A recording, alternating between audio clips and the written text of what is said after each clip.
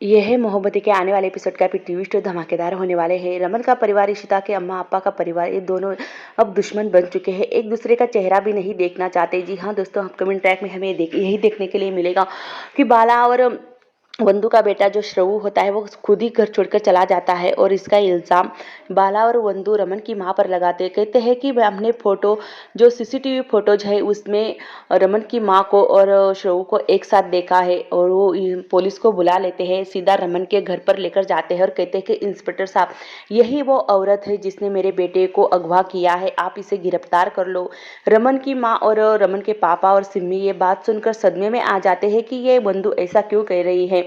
यहाँ पर जैसे ही शऊ ने घर छोड़ा था वहाँ पर उसे रास्ते में कुछ गुंडे मिल जाते हैं और गुंडे देखते हैं कि ये बहुत अच्छे खासे घर का लड़का दिख रहा है, इसे हम अगवा कर लेंगे तो हमें अच्छी खासे मतलब मोटी रकम मिलेगी, इसे हम। तब यहाँ पर शऊ वहाँ पर छुप जाता है अपनी जान छुपाने के लिए। वो यहाँ पर गड्ढे में कूदकर वो अपने खुद को छुपा लेता है गुंडों से। पर यहाँ पर दूसरी तरफ रमन के घर पे अलग ही हंगामा चल रहा है।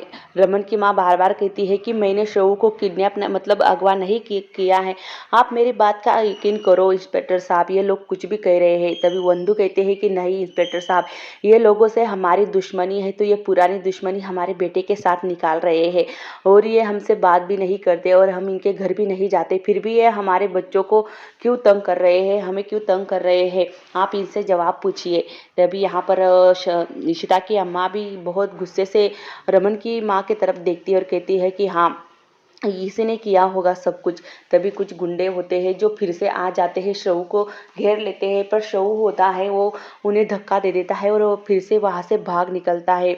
जैसे ही वो शऊ वहाँ से भाग निकलता है, भागते भागते वो एक मतलब एक आदमी होता है उसे टकरा जाता है और वो कोई और नहीं मतलब एसीपी अभिषेक होता है।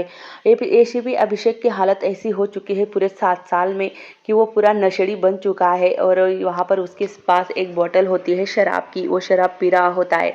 गुंडों की तरफ देखता है और कहता है कि इस बच्चे को क्यों छेड़ रहे हो तुम, जाओ यहाँ से। तभी गुंडे या एसीपी अभिषेक को मारने लगते हैं।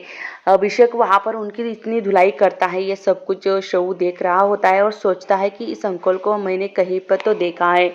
मतलब ये यहाँ पर अभिषेक की यह हालत इसी वजह से हुई है कि पिछले 7 साल पहले जो हादसा हुआ था, अभिषेक उसकी जिम्मेदार खुद को ठहराता है। इसी वजह से वो इस हादसे की वजह से इतने बड़े डिप्रेशन में चला जा चुका है कि वो अपनी खुद की भी केयर नहीं करता और सारे गुंडों को मारता है। और यहाँ पर वो शवों की तरफ देखता है और कहता है कि तुम घर छोड़कर क्यों आए हो और इतने अकेले इतनी रात में क्या कर रहे हो। तभी शवू कहता है कि मुझे मुंबई जाना है, इसी वजह से मैं घर को छोड़कर आया हूँ। पर अभिषेक कहता है कि चलो मैं तुम्हारे घर तुम्हें लेकर चलता हूँ।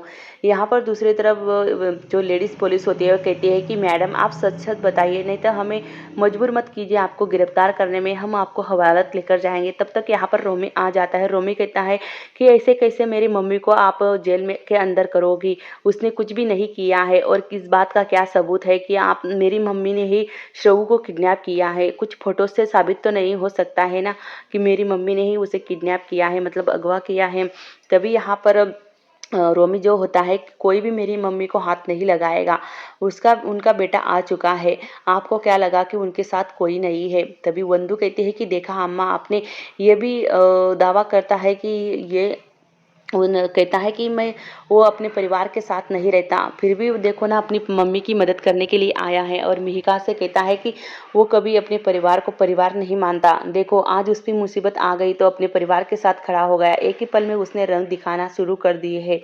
तभी रोमी कहता है कि मैं घर से दूर रहता हूँ, घर छोड़ दिया है, मतलब ये नहीं कि मेरे परिवार को हमेशा के लिए मैंने छोड़ दिया है। यहाँ पर वंदू कहती है कि तुम्हें किसने बताया। तभी यहाँ पर रोमी कहता है कि मुझे मिहिका ने बताया फ़ोन लगाकर खुद कि वहाँ पर कुछ प्रॉब्लम हो रही है तो मुझे आना चाहिए, इसीलिए मैं मेरी मम्मी की मदद करने के लिए आया हूँ। तभी यहाँ पर वंदिता कहती है कि ये भी अपने परिवार के साथ हो गया और रहता हमारे साथ है, बल्कि यार आप मुसीबत उसके परिवार पे आई तो उसके परिवार के साथ हो गया है। तभी यहाँ पर अशोक आता है और कहता है कि मैंने एसीपी साहब को फ़ोन लगाया है, प्लीज़ आप बात कर लीजिए। जो पुलिस होते हैं वो एसीपी साहब से बात करते हैं और कहते हैं कि हाँ एसीपी साहब आप जैसे कहोगे हम वैसे ही करेंगे। तभी अशोक के कहने पर वो पुलिस वहाँ से चले जाते हैं।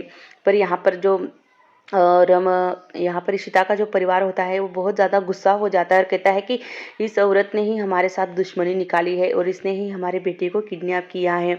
रोमी समझाने की कोशिश करता है बाला को, पर बाला गुस्से से वहाँ से चला जाता है। तभी यहाँ पर रोमी की माँ उससे गले लगाती और कहती है कि ठीक हुआ बेटा, तुम सही वक्त पर आ गए, नहीं तो ये लोग हमारे साथ क्या करते कुछ पता नहीं होता है। रोमी कहता है कि आपका लायक बेटा कहाँ पर गया, मैं तो आपका लायक बेटा नहीं हूँ। तभी यहाँ पर रमन को बात पता चलती है कि घर पर कुछ पुलिस आए थे और रोमी भी आया था।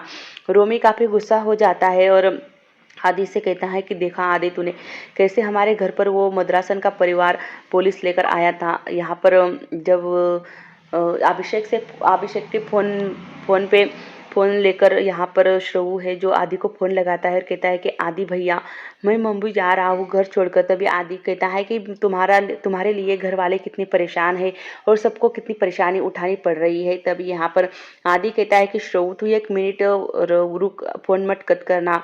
यहाँ पर वो बाला को लाइन पर लेता है और बाला से कहता है कि बाला चाचू, आप चुपचाप से बात सुनिएगा कि यहाँ पर मेरे साथ श्रवू लाइन पर है। तभी यहाँ पर श्रवू से बात करता है आदि और कहता है कि आदि तुम जहाँ पर भी हो वहीं पर रुकना, मैं तुम्हें लेने आ रहा हूँ। तभी श्रवू कहता है कि मेरी अम्मा पापा को मत बताना कि मैं कहाँ पर हूँ, नहीं तो मैं वहाँ से भाग जाऊँगा। यहाँ पर आदि उसे समझाता है और कहता है कि तुम कहीं पर भी नहीं मत जाना, मैं किसी को नहीं बताऊँगा। और ये सारी बातें बाला और वंदू सुन रही होती हैं। तभी बाला कहते हैं कि देखा, वंदू और बाला कहते हैं कि देखा, बिल्कुल हमारी इशिता की तरह ही समझदार है हमारा आदि, बिल्कुल इशिता की तरह ही हमारी मदद करता है। यहाँ पर अभिषेक कहता है कि तू किससे बात कर रहा था। तभी यहाँ पर शव कहता है कि मेरा फ्रेंड है एक आदि रमन भल्ला। तभी यहाँ पर समझ जाता है अभिषेक कि ये इशिता का बेटा है और यहाँ पर वो कहता है कि मेरा नाम श्रवण भल्ला है। तभी यहाँ पर अभिषेक पहचान जाता है कि ये आदि और श्रवण है। तभी रमन घर पर आता है और अपनी माँ पापा पर गुस्सा करता है, कहता है कि आपको किसने कहा था कि रोमी को इस घर में आने के लिए, किसने आने दिया था और किसने बुलाया था। तभी यहाँ पर रमन कहता है कि उस इंसान को मैं इस घर में क्या उसकी शक्ल भी नहीं देखना चाहता, आप उसे हमारे घर पर क्यों बुलाया था रोमी को। वो यहाँ पर रमन के पापा उसे कहते हैं कि तुम चुप बैठो, हमने उसे नहीं बुलाया था, और हाँ, जैसे तुम हमारे बेटे हो वैसे ही रोमी भी हमारा बेटा है, तो हम क्यों ना मिले उससे। पर रोमी कहता है कि मेरे घर में उसके आने की कोई ज़रूरत नहीं है उसे। दूसरी तरफ यहाँ पर अशोक रोमी को हर बार भड़काता और कहता है कि तुम्हारा भाई तुमसे नफरत करता है क्योंकि तुम्हारी कामयाबी उससे देखी नहीं जाती।